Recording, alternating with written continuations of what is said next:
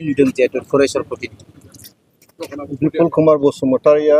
जे नमिनेसन दिनैहाय साबमिट खालामबाय बेवहाय रायजो राजाफोरा जों मदद होदों बे थासारिखौ नायोबाथाय बिपुला देरहाबाय बिराद मोजां मोनसे थासारि आरो आंहा मोनसे फोथायनाय दङ रायजो राजाफ्रा अननाया दङ आरो खोब मोजां मदद होगोन रिजाल्टआ मोजाङानो जागोन बेवहाय खुनु गोनो गोथो जाया आरो गरेस्वरनि आइ आफा रायजो राजाफ्रा जथेस्थ' बुजिगौ जे थांनाय 15 बोसोराव बिपिएफआ मा खालामदों बिएनि बिजाथि बिपिएफनि बिजाथि महेश्वर बसुमतारिया मा खालामबोदों बेखौ नुजोबखाबाय दा जोङो इउपिपिएल हिसाबै जोङो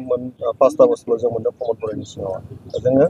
जोंनियाव बे 5 बोसोरावहाय जों गोजोन खौसेथि लाबोदों मानसिफोरनि गेजेराव अनलायनायखौ जों लाबोदों दा जौगानायनि थाखाय जों खामानि मावनांगौ जों मावलांबाय थादों जों बारा सम मोना 3.5 बोसोरल' मेक्सिमाम जों मोनदों गतिके दा जोङो आरोबाव गासैबो खामानिखौ मावफुंनो थाखाय मोनसे आरोबाव मोजां परिबेस नांगौ ओंखायनो रायजोफोरा दिनै लुबैदों बिपुल आरो फैबावदों सार बिजाथिखौ आंथ' बिदि साना दिनैथ' गासिबो दङ गरेस्वराव नोङो बिपुलजों लोगोसे दा मेनलि आंबा जोंनि माबाया मा होनो पबित्र कुमार बर' बिथाङा एमसिएलए नङा होमबा बिथांनो होनांगौ मोननाय मथेबा खिन्थु जों सावरायलायनानै बयबो मिलायलायनानै जोङो बिपुल कुमार बसुमतारि दा दिनै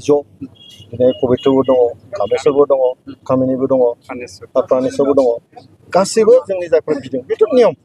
बे पार्टियाव बयबो लुबैयो साभाबिक बियो खिन्थु होनाया सासेखौल' जों होगोन बेखौ मानिनानै सोलियो थ' गरेस्वराव बेनो जाबाय सार हागोन सरकाराथ' फैगोन नालाय सरकाराव गोबां माखासे खामानि मावनांगौ दं जोंहा बबेबा न'बा एडजास्टआ जागोन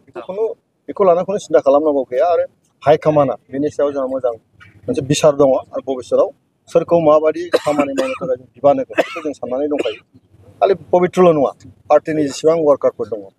ब्लक लेभेलाव नोङो सिडिसि लेभेलाव गोबां मानसिखौ जोंनो नांगौ बय जों जेरैबायदि हायो जोङो गासिबो खामानि मावनो थाखाय सुजुग होनाय जागोन फैबाय थानो मेजिक नाम्बाराथ' जों मोनखागोनानो आरो जोङो खमाव जोङो 25टा लादों बिनि उनाव गोजौआव थांनो हागौ आरो खिन्थु मेजिक नाम्बाराथ' मोननो थाखाय बेसेबां नांगौ 21टा 22टा नांगौ गतिके आरो बिपिएफनि जि साफा सानै देरहागोन बेथ' आरो जोंनाव फैखागोनानो गतिके गोजोन खौसेथिया बिदिजों फैगोन दा बिपिएफआ जोंनाव फैजोबाथ' खौसेथिया जाबाय आरो रायजोफ्रा बेखौनो लुबैदों दा गतिके फैबाय थानाय समाव सरकारा जोंनि बे बाथ्राया स्पस्ट मोनसे फिक्सार नुजाबाय सिटिजन ओनसोलावहाय आरो बयबो जिहेतु लुबैदों गोजोन खौसेथि आरो जौगानाय प्रमद बर' बिथांनि गेजेरजों सोलिबाय थानाय कन्टिनिउ खालामनांगौ होननानै बयबो